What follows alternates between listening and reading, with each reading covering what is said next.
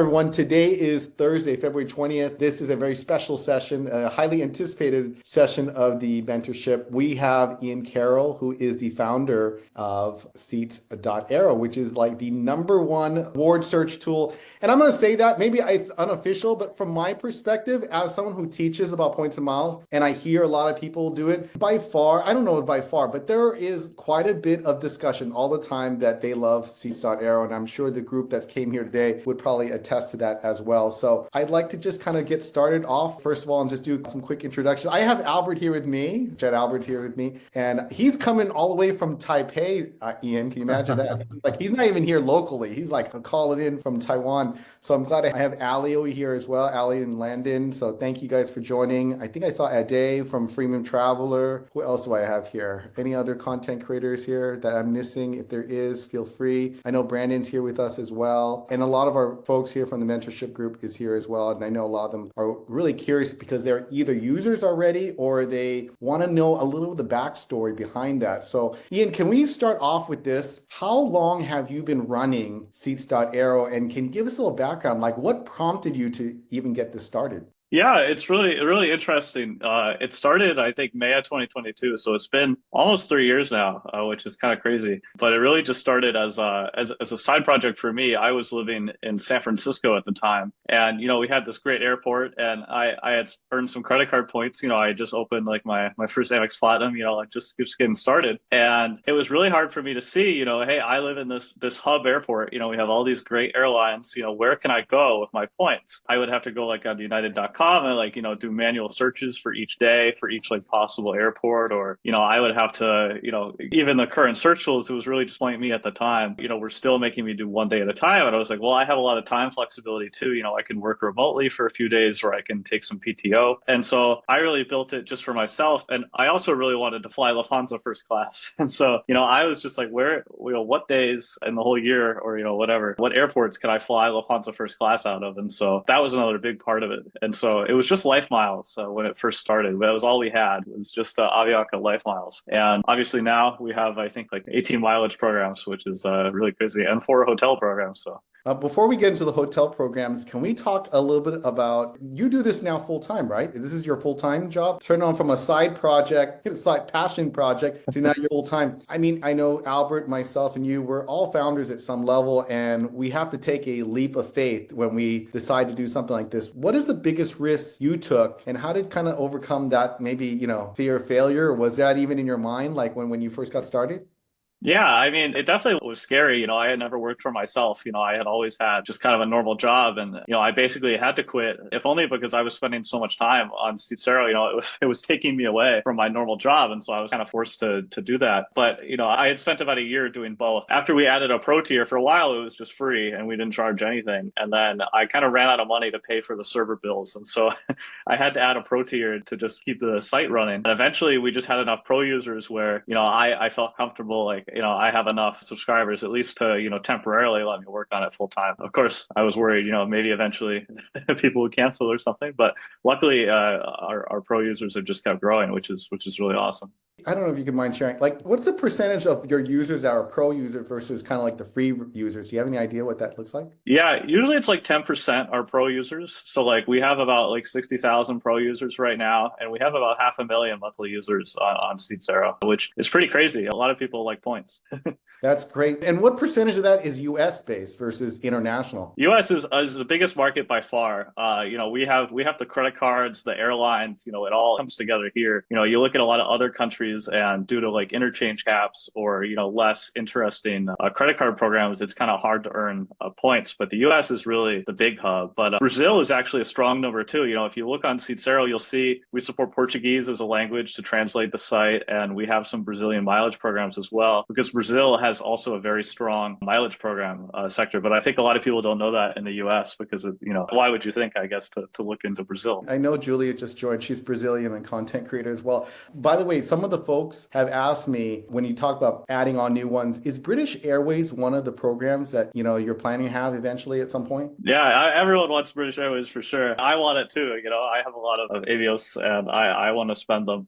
British Airways, it's a little tricky because their site is a little outdated. You kind of notice as as you're searching, and so it can be a little hard for us to add support, as well as it's trickier from the legal perspective of we don't have their permission. With British Airways, you have to log in to search for awards, and so we try normally to stick to the programs where we can get it just without logging out. Like for example, Air Canada, it's just on their website, and you don't have to log in to see it. So some of those programs are a little harder for us to add, but we definitely, obviously, we just added a couple recently, and we're trying to add more. So I think that's great because I know there's a lot of programs out there. Can you tell us which one of the programs that you have? Is there any way to kind of tell like what program is most popular with your users? Is there any way to kind of tell that, or maybe the most popular routes that they're looking for? Yeah, well, I can tell you most popular routes is by far Japan. And I don't know if you see that as well with people asking questions, but we actually have a statistics page on our website where you can see the top alerts that people have set up. And I think like 19 of the 20 top alerts are to Japan, like US to Japan. It's like LA to Japan, like, New York to Japan. Everyone wants to go to Japan. So that's the biggest one by far. And then Aeroplan is our biggest mileage program as well. Like if we look at the people going to like the Explore pages, it's definitely Air Canada's program right now. That's fantastic. I know there's some questions in this, but I want to get to there, but I want to bring up one before we get kind of farther into it. And I really want, a year ago, or maybe about a year and a half ago, United decided that they were not really all that thrilled with all these companies that were searching their tool. And then they decided to say, you know what, we're not happy. We want to stop, or they sent a cease and desist letter. And you got one of those, didn't you? We did. Well, we got it from Air Canada. So Air Canada is the one that sent us a letter. We got sued by Air Canada. Yeah. So that was pretty interesting. That was October 2023, I think. So it's been a while since that happened, but it is still going. I can't talk too much about it because, there's a lot of lawyers working on it, but we did win in court more or less so far. The trial is still, I think it's scheduled for April of 2026. So, if they still want to continue it, at that point, I guess we'll do it. I'm hoping we'll be able to resolve it with them eventually because I think we have a shared goal of like, we just want to help people redeem their Aeroplan points, right? Hey, can you give us a little background? What is their kind of take on it, and why were they suing you, for those who are not familiar? Yeah, well, that's kind of the funny part. Like, we don't really know why they're suing us. Like, I've still never talked to Air Canada. Obviously I can't call them up anymore because it has to go through our lawyers. We never really figured out exactly what we did that caused a problem because, we're always willing to work with the airlines, and several airlines use Seats.Aero internally now. Like, we have some airline customer support teams that use Seats.Aero to find awards for customers, and some mileage programs use it to like benchmark, their redemption values and stuff. So actually most airlines love Seats.Aero, and we have no problem with them at all. It's just Air Canada, something went wrong there. I'm not sure. I'm actually a dual citizen. I'm US and Canadian. So it's kind of funny that they sued us. But what is the process of getting a new loyalty program on the system? Is it a matter of like you reaching out, or they reach out to you and you're like, let's share, data? Like, how does that usually work or look like? Yeah, it really depends. I mean, we try to reach out sometimes, but airlines are very large businesses, and even a small airline is thousands of employees. And so when you try to like just call them up, right, most of the time they don't answer, like they're not interested in working with you. For some airlines, they are, and they totally understand like the problem we're solving. But usually we have to do it on our own. Like they'll either say like, okay, you can do it, we can't help you, or they'll say, we're not sure like what our stance is on that. We've never had anyone besides Air Canada contact us and say, hey, you can't do that. But it's really a question of like the airline's IT. And a lot of airlines, if you come across some of the older airlines, they have pretty old websites, it can be pretty hard to use them. And we have like kind of the same problem of like when the airline has a really old website that's really hard to use, it's really hard for us to get awards out of it. So it really just depends on like the airline systems and how that works. Was there any problems or mistakes you made early on in the process of building this that like you really learned from it? Can you give us maybe an example of a mistake you made that kind of changed the course of Seats.Aero? Yeah, well, I think I'm fortunate that there was never a time. I don't know if I've ever made like a huge mistake that I can think of, but I will say like one thing that's really hard is like customer support. Like it's really hard when we have 60,000 pro users and 500,000 people just using the site. A lot of them have questions and issues, and especially when we try to stay in sync with the airlines, right? Like you see one thing on United or you see another on Seats.Aero, and you write a ticket. It's really hard for us to handle that. So I'd say that's like one of the challenges we've had is really scaling that out. Actually, my wife does a lot of the customer support, which is kind of funny, but I think it's getting past her breaking point of like she can only handle so many tickets per day, for customer support. So that's been something we're always working on. I think the other thing is it's hard to market, in this this space, like online ads are kind of tricky for like a more niche product. And so we did try like some like ads and it really doesn't work very well, you know. And so I think once we stopped doing that and focusing on like affiliate programs and working directly with people, I think that worked a lot better. So is that how most of your customer bases come in, word of mouth and affiliates? Yeah, we don't really do any other marketing, you know, just out of obviously it's very expensive for, you know, a bootstrap company like us to do in the first place. But really like the most value comes from affiliates and just word of mouth. You know, people share their referral links and, you know, just personally share referrals and stuff like that. And that's also great. So I know I want to let my other co-hosts ask some questions too. I asked one before I pass the torch. Is there any current challenge right now that you're facing, you know, that is difficult or tackling? What is the challenge of Seats.Aero right now in 2025? yeah, that's a great question. I mean, there's a lot of challenges, I suppose. One kind of funny thing that's been happening lately is our alert system is becoming a little overloaded because we have so many alerts because people, I think we have over 1 million active alerts right now. And so sometimes, like, I think recently, like, JAL dropped like the Chicago to Tokyo route and our alert system kind of like started choking up because we were sending so many alerts because everyone had alerts created for Japan. And then, you know, suddenly JAL released a seat on like every day from like Chicago to Tokyo. And so we sent like thousands of emails like in 1 hour or something. So that's been kind of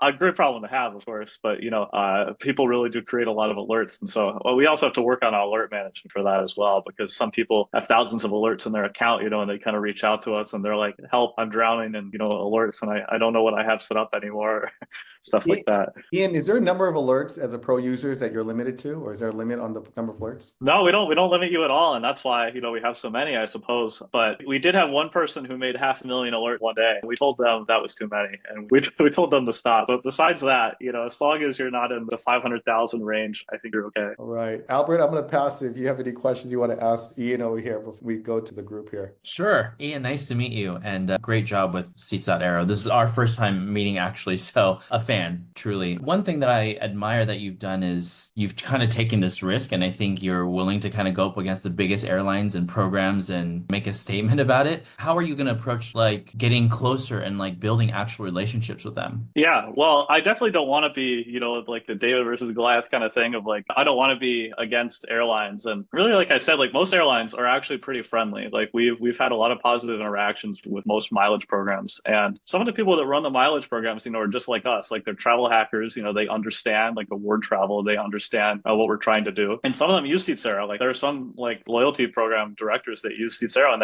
they tell me like, oh, I love Seats.Aero, you know? So I think for the most part, aside from the challenge of it's hard to find people to talk to at the airline, you know, it's very easy when they come to us and they say, hey, we want to talk and work with you. But it's very hard for us to go to an airline and say like, hey, we want to work with you because we're, you know, the small company and the airline is so big, you know, there could be 100 people with like loyalty in their job title or something. And it's like, well, who do you contact? Who do you reach? And often, you know, they might not reply or anything. But when we do talk to them, you know, it's great. I've never had a problem outside of Air Canada. So Yeah, it's I don't envy that. I'm sure that trial is going to take up a lot of energy for you, so hopefully that goes well. I mean, I feel like we all have like our own wish list of programs we want to see. You know, I feel like for me personally, you know, Air France was one that there was kind of a mainstay for Seats.Aero and then it sort of had sort of its moment and then it was kind of pulled completely off. I feel like Asia Miles is also an area where, you know, there's some interesting opportunities. I'm a huge Alaska flyer out of San Francisco, so seeing Starlux and that, you know, award space is a lifesaver. What are some of your kind of wish lists that you're hoping to add even in the near future? yeah, well, KrisFlyer was really a big one for me, you know, because I obviously, if you've seen photos even of just their A380 suites, right, they're great. And I've been lucky to fly them once or twice. And obviously I want to keep doing that, you know, so that was a great addition we had this week. Asia Miles has been a big one, you know, like it's kind of hard to get to Hong Kong if you don't have Cathay Pacific. And unfortunately, it seems like they kind of just stopped releasing awards to partners. So we really want Asia Miles as well. You know, there's some IT challenges there. In terms of other programs, our coverage in the US is great. You know, it's really just like there's some other like foreign mileage programs. Like we'd love to have Life Miles back. You know, we had some problems with Life Miles where they kind of changed their system and stopped being as friendly with award search tools. They never like, you know, said anything to me, but they made it harder for us to support them. So, you know, that's the first program we started with. We were just Life Miles. So, you know, we had that for a long time, but they did just devalue as well. So I've noticed when a program devalues, we get a lot less requests for it, you know, like a mileage program. So What is your favorite one right now, Ian? favorite mileage program? Well, I like the United program a lot, but United actually gives you miles if you find a security issue in United. So I have a lot of United miles. I've earned like 4 million United miles from that. So I'm kind of biased because I get a lot of United miles through their bug bounty program. What is the bounty on finding a bug with United United? What does that look like? Yeah, it varies on the severity. So the top one that you can get is 1,000,000 miles. So if you find a really bad bug in United, you get 1,000,000 miles, which is great, especially, because they have a lot of great, it doesn't normally make sense to pay 200,000 miles one way for a ticket, but, if you have 1,000,000 miles, it's not as bad.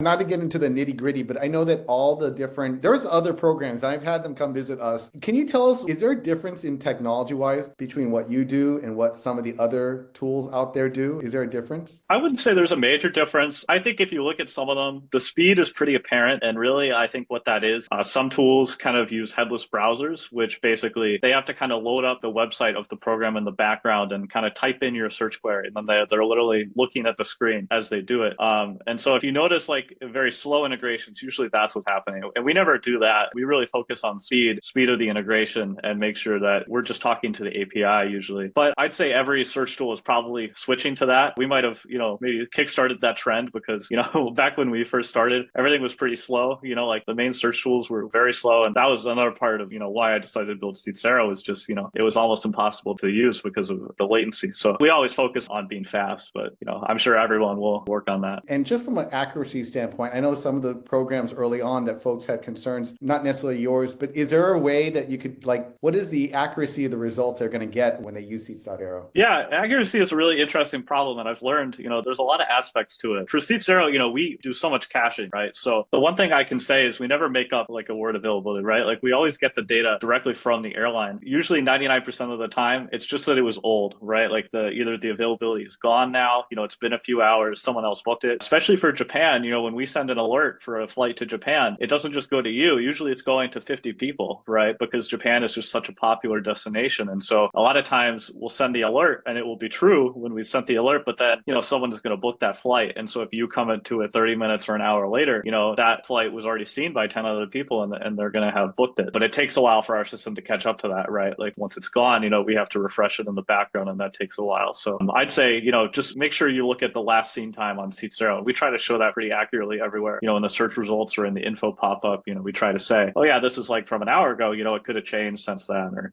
stuff like that. I saw a question here from Betsy from her Alaska travel. Betsy, you want to ask her a question here? Sure. Hi, everybody. Hi, Ian. Thanks for hopping on and inviting me, Ben. I'm curious, Point.me has a relationship with Amex. Has any credit cards reached out to you about creating a partnership for the card members? Yeah, I don't think we've had anyone directly ask about that. We've had some fintech companies that make kind of newer credit cards we've worked with because, some of the credit cards want to show in their app, hey, if you open this card, here's some example redemptions you can make, or, obviously give users a way to say, hey, I live in London, where can I go with that? But not really the US cards. I think the issuers, if you look at the interface of Seats.Aero versus Point.me, right, they're definitely targeting different people. Point.me has a very polished, very shiny user interface, and Seats.Aero doesn't have that, right? I'm very honest with that. We're not the prettiest or most intuitive search engine out there. And so I think, probably the major card issuers want, something a little more polished, but, we're always open to it if they come. Yeah, I think you never know, honestly. I mean, I could see a relationship between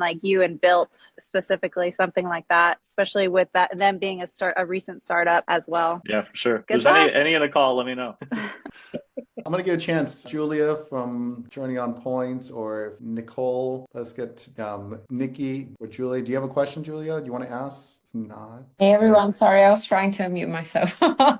I would love to know more about the Brazilian market. I knew that they are super famous in Brazil. I always follow all the travel creators in Brazil, and I'm trying to keep up with the trends over there, but it's hard to have two worlds and we already have so much information. So for me to learn another market, I'll have to actually stop. But I would love to know what is the best thing about the Brazilian market that you said is so popular. Yeah, for sure. Well, first of all, I can't speak Portuguese, right? So I have a similar difficulty. A lot of his content is on Instagram or something, and it can be hard to translate it. So I have a similar issue of I am no expert. And, if there's anyone from Brazil in here, they should speak. But I will say one thing that's very interesting in Brazil is that on top of their credit cards, they actually have very robust programs to let you buy miles. So for example, mile subscriptions, purchasing miles is very common in Brazil, and it's at very attractive prices. In the US, you kind of see that, some programs will have sales sales sometimes, like Aeroplan. But in Brazil, I think it's much more common to simply purchase the points. And you don't really see that in the US. But in Brazil, if you have the money, you have almost unlimited points, because you can just take advantage of those promotions. That's true. I'm actually from Brazil and I speak Portuguese. So if you ever need a translator, let me know. Yeah, I'll let you know. I'll send you some Instagram posts and I'll ask. There you go. Thank you for that. I think I'm going to try to study this market more because I always see my friends buying so many miles and it doesn't make sense for me because that's how they, can survive. It doesn't make sense for me because here the market is completely different. It's another, dynamic. So I'm very curious to understand a little bit more about this market. Yeah, for sure. Yeah, and one interesting thing about the Brazil programs too is you need a Brazilian tax ID. You need the CPF to participate. I actually know some people that have gone to the consulates here in the US and gotten one because they want to have a Brazilian mileage account. So that's like the advanced strategy, I guess. Go get a CPF from the Brazilian consulate. I'm halfway there. I already have my CPF, so I need to get one. Or anyone else here that wants to ask a question before we move on? Hi, Ben. Hi, Ian. Good night. How's everyone doing? You good?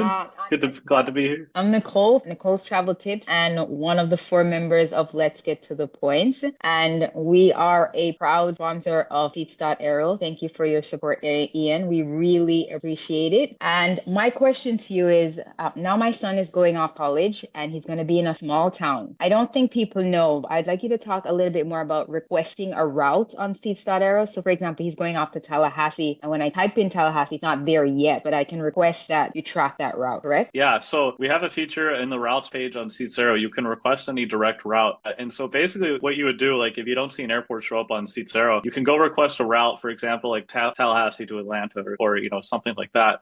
And then that airport will start appearing in the search tool. And then you can do a live search to any destination you want. Like it doesn't have to be a tracked route if you're a pro user. If you're a free user, you're stuck to the direct flights, so like Tallahassee to Atlanta or something. But if you want to do Tallahassee to Europe or something, you could do that as a pro user. It just needs to have any kind of route in our. So if you just go request like Tallahassee to Atlanta, then you can do a live search anywhere else. Yeah. One other thing I wanted to bring up is I don't think people understand the great benefit of rooms.aero. Like that has been my lifesaver so many times, even last minute, finding availability at a Hyatt hotel that you just need just that one night to get it done. So if you guys haven't had a chance, please also check out rooms.aero. And we have a discount code if you're interested in signing up for the pro account at Seats.Aero. So I'll leave it in the chat if anyone wants to use it. Thanks again, Ian. Great. Yeah, rooms.aero is great. Quick question, since Nicole brought up the rooms.aero. Is that a passion project or is that something that you're going to build more?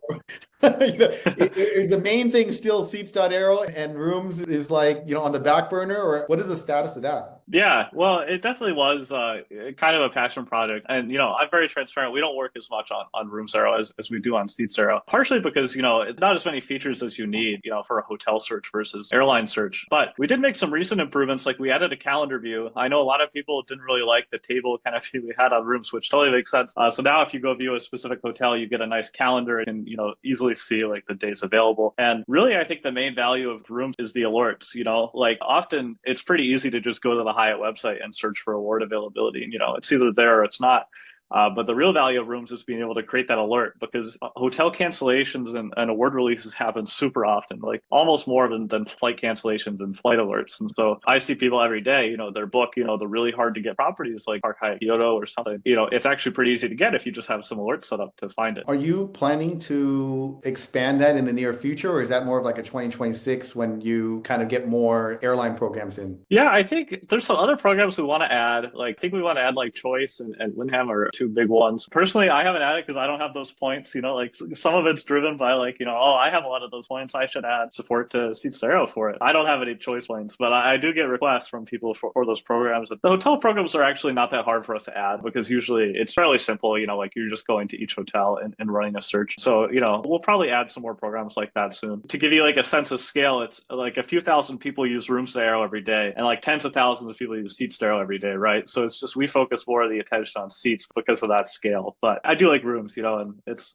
a funny name too. Ian Albert here. I have a question for you about Alaska, and I think maybe just a more broader question about just surfacing as much award space as possible. What would you say? I guess it's a two-part question. What's the percentage of I feel like award space that you're still not able to find or crawl or surface? And then the other one is I noticed that Alaska, especially when you talk about Japan, and this might be a known tip or not, but I noticed that they release more award space if you include a intra-Japan segment. So for example, I'm in Taiwan trying to get back to San Francisco this weekend, and I noticed that if you just search nonstop routes, Haneda, San Francisco, etc., there's almost zero award space. If you include like a segment from like Kobe or Fukuoka or Takamatsu into Haneda, you seem to have more combinations, but that doesn't quite surface on Seats.Aero. So I'm wondering if there's how many of these kind of use cases you're finding, and just kind of two-part question there. Yeah, well, I will agree. Marriage segments can be difficult on Seats.Aero. A lot of our features are built on the premise that airlines won't do that. And luckily, it's kind of rare. Like, this is a very recent thing with JAL. Like, they're releasing a lot more awards on the connecting routes than the direct routes. And Lufthansa is actually kind of known for this too. Like, sometimes if you tack on like Athens to Frankfurt, 10 times as many flights to show up for no apparent reason. Really just either as like an anti-broker technique or just trying to hide inventory or make it more useful to customers like in other markets. We do try to service it in live search. And so, to some extent you can do these searches on Seats.Aero. If you do like Athens to San Francisco, sometimes you'll be able to see, that Athens to Frankfurt to San Francisco. The only real problem is Seats.Aero is a little opinionated, and maybe you were kind of touching on this, but we don't show some things like mixed cabin routings. And so sometimes you'll see like a JAL economy segment tied on to like a JAL business segment or something. And that doesn't show up on Seats.Aero because we're very adamant we don't want to show mixed cabin routings. And we're working on a way to disable that because, sometimes there are cases like this where it would be really useful to see. But mixed cabin is like really tricky, right? Because like you see this like super promising search result in your searches and you're like, oh, 60,000 business. And then you click it and it's like, oh, it's 12% business class, 80% economy. Oh, I don't actually want to fly that. So we started from the perspective of, oh, we don't want to show those, but we're opening that up and adding more preferences. If you're a pro user, go check out our settings. We have a bunch of little toggles for you now, and we're going to be adding more of those. So thank you. Appreciate that. Yeah. I realized maybe I didn't fully touch on the first part of your question though. Like there are a lot of airlines, that you'll never see on any search tool or even with miles, right? Like if you look at even just low cost carriers, I think are something that are, really big, especially in Asia and the US, if you're looking for Scoot or you're looking for, Air Asia, you can't book a lot of these at points. And so it's, sometimes you just have to pay cash or use like the Amex travel portal or something for these low cost options. And, we're looking at ways to service stuff like that as well. It's interesting you mentioned the cash option because I'm with the way that dynamic pricing is going for points, it really is significantly harder to use. I'm almost more of a sort of a balance. Like I'm okay using points through the portal in certain routes, especially out of Asia. You can find sub 2,000 business class fares. And if I can offset that with, 100,000 points, that's a great deal. Plus I can earn on the back end too. So, is there sort of a interest in doing cash fares too? Yeah, there is. And we actually became a travel agency. And so we had to become a travel agency because we're building features to replace extra flyers, such as like our seat map viewer and our fare inventory viewer. And so the way we did that is, we're now a travel agency. We have an IATA number. And so we definitely want to build more tools like that of showing cash fares. And so it takes a lot of infrastructure on the back end to be able to get those fares. And, airline cash bookings are, I think, the most complicated thing I've ever seen in my life. Like looking at how it works on the back end, it's very scary. So it's going to take time. But yeah, we definitely want that. And also for features like calculating cents per point, right? If we could give you a rough estimate of like, how much would this cost normally? Say you booked a round trip with it. Usually it's $6,000. This is a great deal. But maybe, as you said, there's a $2,000 round trip here. This is actually a bad deal to book it with points. So, stuff like that is very useful too. Lots of opportunity. And I want to ask you, is there any kind of company right now, like if you were like a wish list to kind of team up with or partner with, is there one that you're looking at? Maybe somebody in this room here can help facilitate something. Well, we're always willing to talk to airlines. I mean, that's who we love to talk to because they have the inventory and they have the mileage programs. And so that's who we're always trying to talk to. I mean, I kind of briefly mentioned this, but we're trying to build a lot of the functions like Expert Flyer.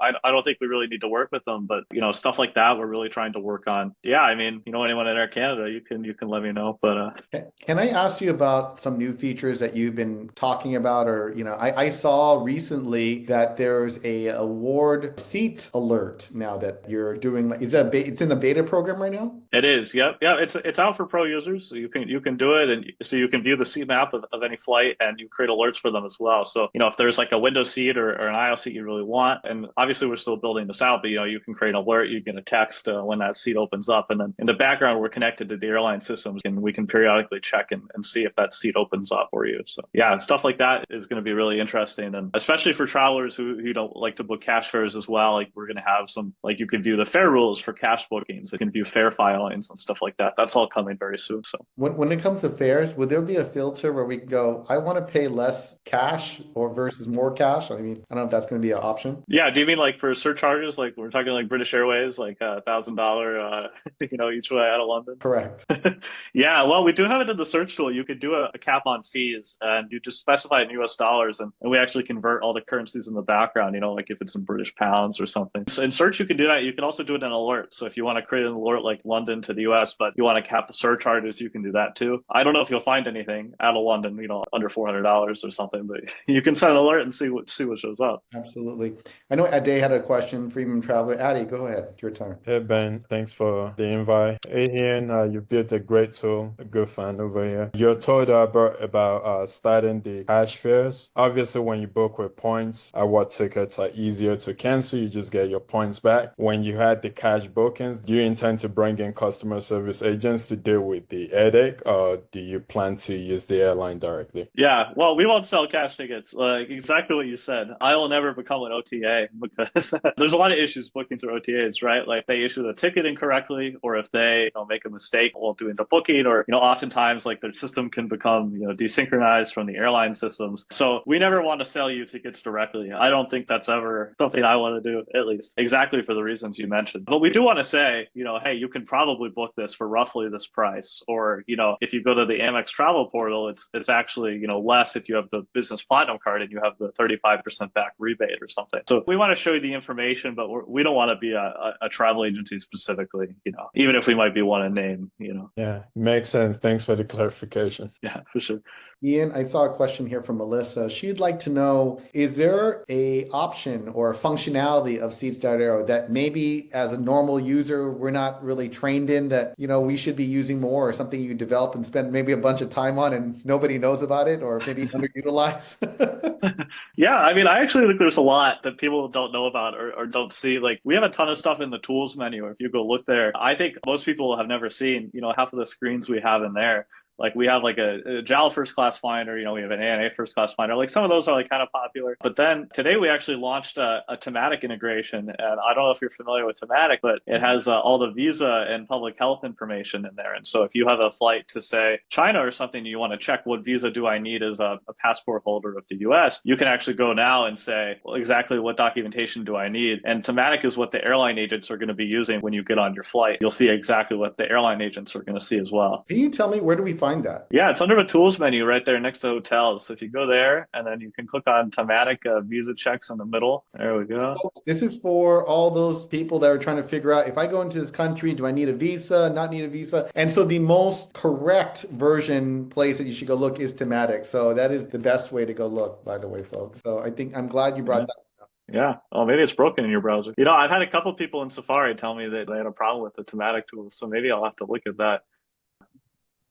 But you're saying here that not looking at tools. Okay, everyone, I know we always go to explore and search, but maybe we need to click on the tools option here, and then we could be able to find certain things, like specifically like ANA First Class Finder. By the way, this ANA First Class Finder, is this for helping us find like around the world, or just kind of looking for that one segment? Yeah, this is just ANA operated flights that are outside of Japan. So, like anything touching the UK or anything touching the US, stuff like that, operated by ANA. Oh, by the way, are they bringing out to Los Angeles on that 350? Are they bringing that? I hope so. I think a lot of people have alerts for it set up, to see if it shows up. I mean, I'm in LA. I know Julie was telling me, she goes, yeah, 350. I'm like, I'm here in LA. They still flying the 777. We're never going to get the 350 one day. Yeah, This, yeah, for I sure. think, Ben, I believe they're targeting this summer into LAX. Yeah, after they just announced Paris, they will now add LAX this summer. So I would say book the quickest way to get on the first class is book now on the 777, and when you expect the aircraft swap, you'll meet. Okay. So just book it on the 777 and they'll swap it automatically. That's great. Thank you. Great tip, Albert. Thank you. And this is being recorded, so keep it to yourself. We got to move on this quickly. Everybody who's on this call, move on it quickly. You're here in LA. All right, let's see here. Does anyone else have any question? I want to give a chance to mentorship students as well, please. Jean wants to know, can Singapore Suites First Class Finder be added in the tools? Yes, we're gonna add that very soon. Yeah, it's brand new, so I didn't have a time to put up a page yet, but we're definitely gonna add that for sure. Gayleen wants to do a screen share and go over Seats.Aero, but I'll pull it up. I don't want to take too much of the time unless there is a specific. Ian, can we talk about for a second on the tool itself? What is the best way? Like if somebody's a new user or maybe we're not using, what is the ideal method? Should we go to explore? Should we go to search? Like what should we go and do when we first get on there? I mean, that's maybe probably like the first thing because there's so much going on, and I don't know if people know should we start, and we kind of started playing around with it, things like that. Yeah, I had someone tell me that they started using Seats.Aero and they only used Explore, and they were like, "Oh, this site sucks," and they left. And so I definitely suggest. I think the search tool is like the most intuitive part of Seats.Aero. You're entering your origins, your destinations, your departure date, and stuff like that. And our example search is really nice. You can just click it; it just does London to New York. But I think the search tool, a lot of people get pretty much immediately. Like you're searching between what you want on specific days, and then you can do a big date range too. Like that's a big feature of us is you can say, oh, I want to do 60 days of availability, and it's a huge search, and you can get all that availability at once. So, and I know I've said this on the video, but some people may have missed it. Like you can say USA, and you can look at all the US airports, and then you can also look at Europe, like EUR. So if you're flexible with your location and just trying to get there, you can actually do a full-on search. And now I hit plus and minus 20, 60. So now I'm looking at 120 days now, right? I mean, looking basically for 4 months with this kind of search. That's why it may take a little bit longer. Does anyone else have this big a search criteria? Yeah, everyone can do it. Well, so free users, I think, are limited to 14 days because you can see, it does take a little bit when you do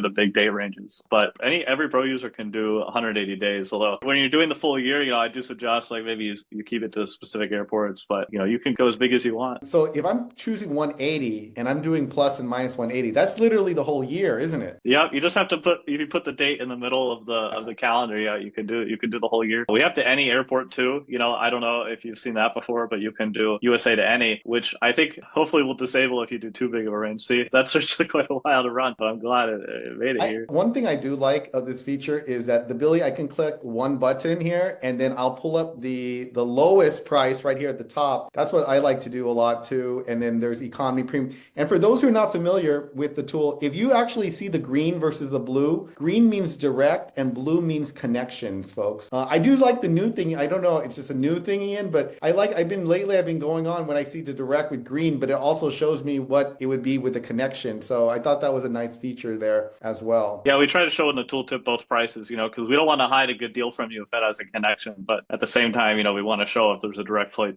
possible to book. So, and folks, if you go here, once you click on that eye, then it pops this up. You can see this is the route. This is Boston, London. If you click on premium economy, it's Boston, London. You see business, it'll be Boston, London, and it'll tell you how many points. And so it's very it's straight to the point. It's exactly what you need to know, which is how many points it requires, and then how many dollars in taxes and surcharges and things like that. And if you're ready to go there, then it'll click that and it'll take you right to the website. So it's very intuitive from that perspective once you kind of know what you're doing from there. Does anyone else have any questions? I know we're getting close to the last 10 minutes, folks. This is Michelle. I'm sorry, my camera's not working. Go for it. I'm very new to this. Got my first points credit card last February. And because of your website, I was able to book my first business class flight from New York to Paris. And I want to thank you for that. Nice. I'm a little spoiled now, so now I'm not quite sure how I'm ever going to go economy again. Nice. Glad to hear. Yeah, it can be tough. You book your first premium cabin redemption, and I got my parents upgraded for the first time on a flight to China. And now I think they only want to fly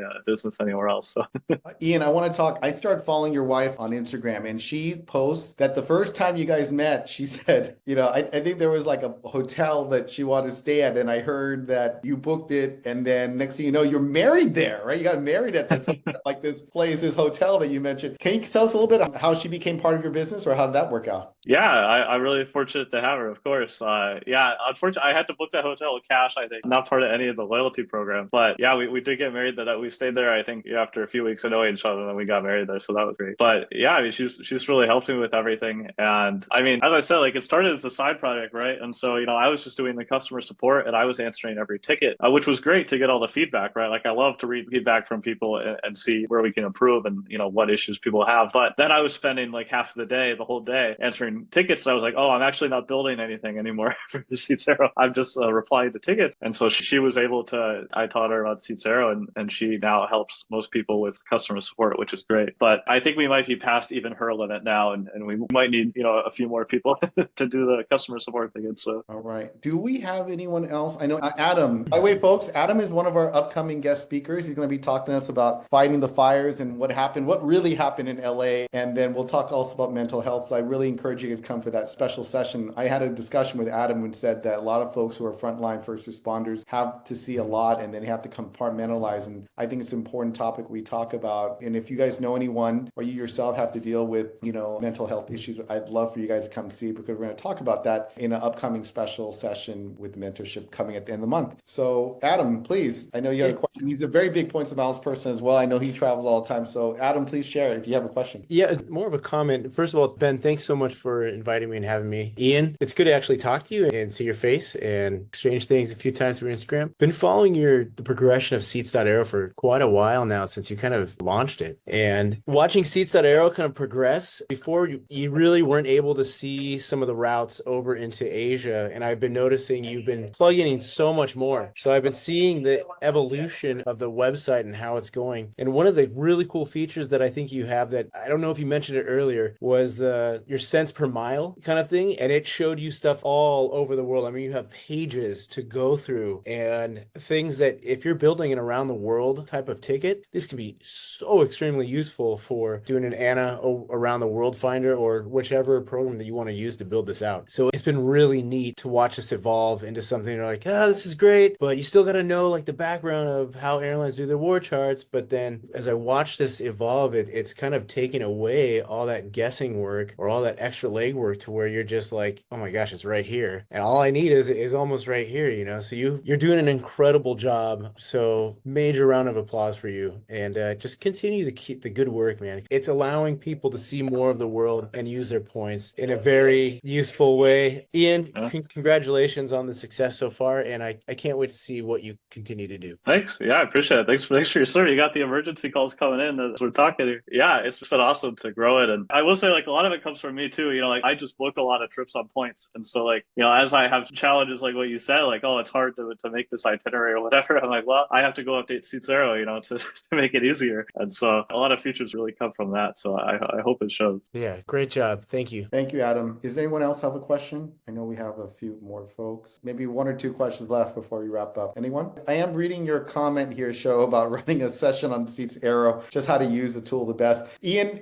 can I ask you, what do you think the average person on Seats.Aero, how much time has it been saving them just by using your tool versus the traditional way? Because folks, if you did not use Seats.Aero, you would literally have to go into systems like each airline system and check. I mean, some of us, we grew up having to check the airline programs. Like, how many here remember, if you want to check this, you got to go to, if you want to book with British Airways for American, you got to go on Qantas to go look on British Airways to book American. I mean, it was like literally like, that's what we did. I mean, we had no choice. How much time do you think people save now and kind of take it for granted that this tool is available? Yeah, well, I mean, it's hard to say, exactly, but when we do 18 programs and we let you do, plus or minus 180 days, right? Like you can see how that adds up, because that's, 18 times, 365, that's a lot of searches that, we have already done for you and ready there. I really think it's just like people can book more, with Seats.Aero as well. Like before, it was really hard to book just like one trip, and I think people with Seats.Aero, I remember one time someone said like, I signed up for Seats.Aero and I've already booked like 3 round trips to Japan or something, normally like it would be so hard to be going through that individually. But like, once you have any kind of search tool, you don't have to use Seats.Aero, but like any of these new travel tools is really going to speed you up significantly. So can I talk about the downside of this one second? I know Winnie has a question, but I want to talk a quick downside. Is there going to be a point where if everyone has the tools to check that quickly, is there going to be a point? I mean, there's only so much inventory that we're not going to be able to get to the inventory in time because Seats.Aero is so boom, boom, boom. I mean, they're all going out that people get them. Are we going to get to the point where we won't be able to find availability? I mean, is there like an end point on this? yeah, well, it is really funny because so when I first started making Seats.Aero, a lot of people would message me and they'd say, hey, your website is amazing. I'm not telling anyone about it because the airlines might shut it down, or, people will take my award seats or something. And that was actually a big problem for our growth, is like people thought it was so good, they wouldn't tell anyone. Luckily, we got over that. That mentality is definitely very pervasive in the community, but I think people don't realize just how many seats there are operating like every day, right? I think if you look at how many Seats.Aero things are available, let's see, I think we say there's like 100 million bookable seats right now, like on flights, right? Because there's so many routes across so many different origins and destinations that you only really have a problem on like these markets with a rational demand, like Japan, for example. Like everyone, I don't know what happened, but everyone wants to go to Japan, right? It is really hard to book a flight to Japan, but that demand is kind of there with or without the search tools. In the markets without it, for example, like if you look at like Europe to Asia is a really good example. There's so many awards like from Europe to Asia and back. It's so much easier to book stuff like that. There's so many markets beyond, just like US to Japan or something like that. So yeah, it's hard to get to Japan, but there's just so many other flights out there that like, I don't think it's like a big problem overall. I'll tell my mentorship. I mean, Albert just dropped the bomb earlier, if you guys catch it, but I'll talk about it with my mentorship a little bit later that I think is really a useful tool with JAL and things like that. I know Winnie had a question. Winnie? What is the best way to send feedback? Yeah, well, you can email me. I'm Ian at Seats.Aero. I read every email. Sometimes I forget to respond, but I definitely read it. You can send it to customer support as well. Again, it goes to my wife, and she'll pass it on. But you can also email me and definitely take a look at it too. We are working on a feedback widget too, because I think sometimes people are like too afraid to tell us about something like that they have a blog or something. So we're gonna add a way to like report feedback, like maybe a feedback on like the search results or something. We're gonna add something like that too. So all right, Nicole, I think you had a question. Yeah, I have one more downside of Seats.Aero. Those alert things can get you out of some tricky situations. I was literally in my chiropractor and I got an alert for first class ANA to Japan. I was like, sir, I'm sorry, you need to stop. I have to go to take care of something on my phone. So I don't know if anyone has any other funny stories about these Seats.Aero alerts. I pulled over on the side of the street to book awards. I mean, it's caught me in some compromising positions before. I love that. Oh my God. Thank you, Nicole. I know we had Angie come join. Angie, do you want to say anything? I know you came in late on this, but you want to add anything or have a question for Ian? Are you talking about me? Yes, Angie. I don't have any questions, but I know I wrote in the chat. I'm sorry, you can hear my kids in the background. It's the whole thing this time of night. But I am a huge fan and I have memberships to all the things. I help people book flights, so I have those in my tool belt. But without question, Seats.Aero is my favorite. So I guess I'm just a huge fan. I'm over here fangirling. And so I was thankful that you asked me to be on this call because I was excited to see the genius behind this incredible website. And I just feel so thankful for it. It literally saves me hours. I've gone through when I do some coaching calls. And you guys, shush, for crap's sake. When I do coaching calls and I've kind of introduced this as a tool, and it's funny, at first you're like, oh, that's kind of cool. And then within a few weeks, they'll write me every time, be like, this is incredible. I'm like, right. So anyway, just fun to meet you. Glad to hear. Thanks. Appreciate it. All right, folks, check the chat. Betsy wants to know, how did you come up with the name Seats.Aero? How did that come about? Was that That's you? That's a great question.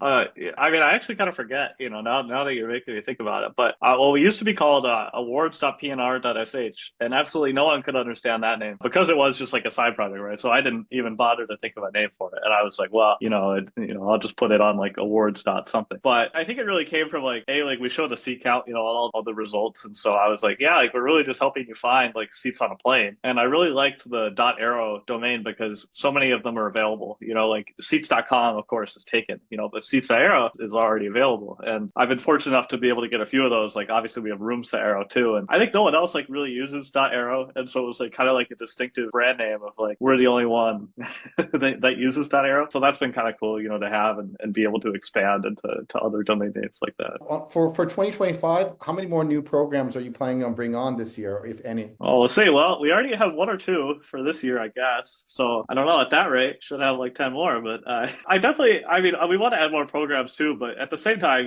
we have a lot of work to do around, making the existing search tools better, adding stuff like the seat alerts and stuff like that. So, but because our mileage programs already cover all of the alliances, like, additional mileage programs, they're really only useful for like that airline specific availability. Like Albert was talking about, like Cathay Pacific, right? Like you get way better availability on Cathay via their own mileage program. But the rest of the One World stuff is kind of the same, right? Like it's all the same, like One World availability. It's just like those carriers operating their own flights. The availability is very different. So it's tricky to weigh, like should we bother adding it? Stuff like that. Okay, I'm going to ask you a couple rapid fire questions. Are you Ben. a Windy person or are you an ILC person? Go ahead, Albert. Sorry, I was going to say, obviously, with your product roadmap, I think there's still kind of a gap in SkyTeam just across the board. I feel like that is still the hardest to just understand, whether it's flying China Airlines or Garuda Indonesia. Like there's so many unique airlines that exist that, you still kind of have to go back to the old way. So I guess someone smarter than me, you, Ian, and hopefully you can help us figure it out. So yeah, I know you mentioned Flying Blue. We still support Flying Blue, but there's a system issue where we can't see partner awards on Flying Blue right now. And so SkyTeam is really tricky. There's something going on with the partner redemptions because Aeromexico as well, which, is kind of it's a very weird mileage program that I wouldn't really suggest trying to use. But they did have SkyTeam partner awards for a while, and then they just removed them, and they don't even have partner awards anymore. And I don't know what happened there, but there's a lot of like weird things with SkyTeam partner inventory right now that's making it hard for us. And so I'm hopeful. Flying Blue seems to love Seats.Aero, so I'm hoping we'll fix that soon. But yeah, I agree. We have some improvement in that area. Okay. Back to you, Ben, and your fire questions. The hot seat. Do a rapid fire. We got to wrap this up. Window seat or you're an ILC person? I'm a window seat, 100%. The seat, it's the Seats.Aero logo, right? I have to sit by the window. Okay. What is your favorite airport in the world and why? Favorite airport? Well, in the U.S., I love the Detroit Metro Airport. I think the Detroit Airport is like the best airport in the U.S. and I live here, but it's just a fantastic airport. Internationally, I love Doha. Doha, I think, is just such a well-run, very nice modern airport. I love Q Suites, of course, but then you get to walk into the very modern airport, so that's also very nice. Okay, what's your favorite business class? Favorite business class? Well, it's definitely Q Suites. I think Q Suites is my favorite business class for sure. And if you're going to fly anywhere in the world, where would you go to right now? Like if you can go anywhere you want to go. Go anywhere. Well, it's kind of cold in a lot of places. I like Australia in the winter. I really like to fly, like Sydney, go around there. I have some friends in Brisbane. I like to go anywhere warm. My wife really hates like the cold. So anywhere warm is really where she wants to go. I think you were in Thailand when I was there. I think you were in December, right? You were in Thailand? Yeah, that we were there because it was freezing. I didn't know you were there too. I was leading my group. Lastly, if Seats.Aero had like a theme song, who would you want to sing your theme song? Maybe it could be White Lotus. Yeah, there we go. Yeah. We'll get one of the White Lotus songs. I don't know. I listen to a lot of electronic music, and I don't know if there's like a good theme song in there. But maybe we need a DJ then. I like the White Lotus idea. It's a good one.